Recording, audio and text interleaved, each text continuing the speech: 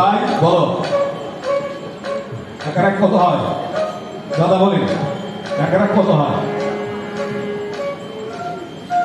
আমার দাদাকে জিজ্ঞেস করছি, অসিকদাকে। একের এক 2 হয়। এটা সত্যি কথা, এটা মানলেন। গদাই মেনে নিলেন, হ্যাঁ একের এক গদাই, একের এক 2 হয়। মানলেন, শিখলেন, জানলেন, তাই যোগ অঙ্কটি সঠিক শিখলেন। এবার যখন বলতো 1 থেকে 1 গেলে কত হয়, দাঁড়ানো ঠিকই জিজ্ঞেস করলে কখনো নিরুৎসাহিত করতেন, দাঁড়িয়ে বলেন 1 হয়। 1 থেকে একটা পাখি ছিল, সে চলে গেল, কত থাকলো? 1 যতই বলা হোক না কেন যে 1 থেকে 1 গেলে কি 2 থাকে না, 0 থাকে। অনেক কষ্ট করেছেন শিক্ষক বোঝাবার জন্য, কিন্তু গদাই তো 5 বছর বয়স তখন। গদাই যেন কি এটা বোঝাতে চাইছে, গুরু তখন বুঝলো না, শিক্ষা গুরু তখন বুঝলো না। তবে লীলা প্রসঙ্গে আছে, তিনি বুঝেছিলেন। যখন শেষ সজ্জায় সাইদ গদাই তখন দক্ষিণেশ্বরের পাগল পুরোহিত, তখন বুঝেছিলেন গদাই আমাকে কেন বলেছিল সেটা 1 কখনো যায় না, মাস্টারমশাই 1 কখনোই যায় না, ও সকলের জন্য বসে থাকে।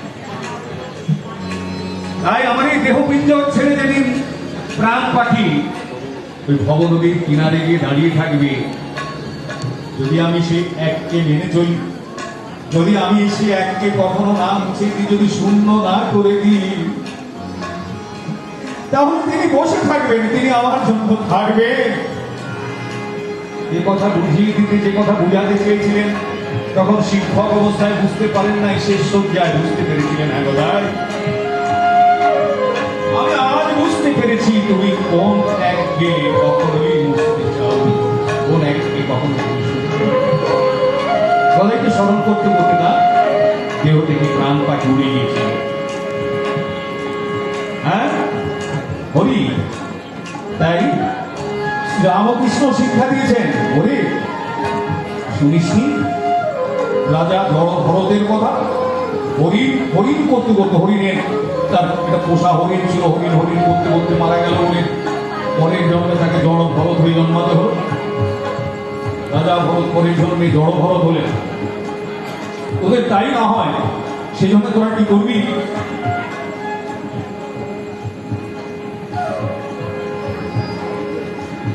আমার ঘন্টা বেজে গেছে, 5 মিনিটের মধ্যে শেষ করতে হতে মনস্তাত্ত্বিক বা অশিক্ষার শেষ কথাটি আমি এই প্রসঙ্গেই বলে দেব। তিনি যেমনভাবে চেয়েছিলেন আমরা যেন সেভাবেই করতে পারি। রামকৃষ্ণের শিক্ষা যে তোমরা সবসময় হরি নাম করবে, তোমরা সবসময় কৃষ্ণ নাম করবে। উঠিতেছি হরি, বসিতেছি হরি, শ্রী হরি চলার মালা।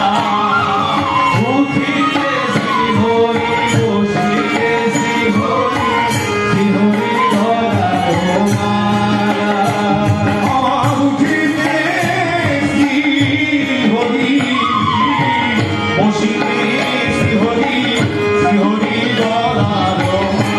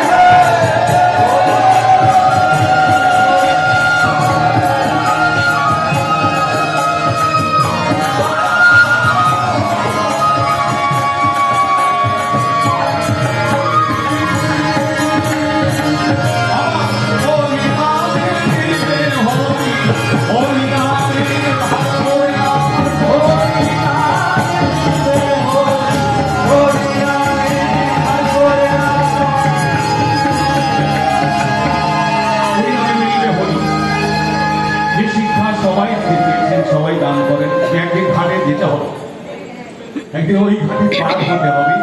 সেদিন যেন আমরা পরিণাম ভুলে না যাই।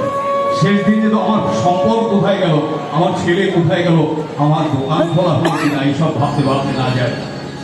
শেষ দিনে যেন তোমার নাম স্মরণ থাকে, এটি আমার শেষ কথা, শেষ প্রবচন। সেদিন ওই ঘাটে পার হতে হবে, ওই ঘাটে পার হতে হবে, ওই ঘাটে পার হতে হবে, ওই ঘাটে পার হতে হবে। একটি ঘাটি আছে হবে, ওই ঘাটে পার হতে হবে, একটি ঘাটি আছে হবে, ওই ঘাটে পার হতে হবে। আয়ু সূর্য ডুবে যাবে, ওই ঘাট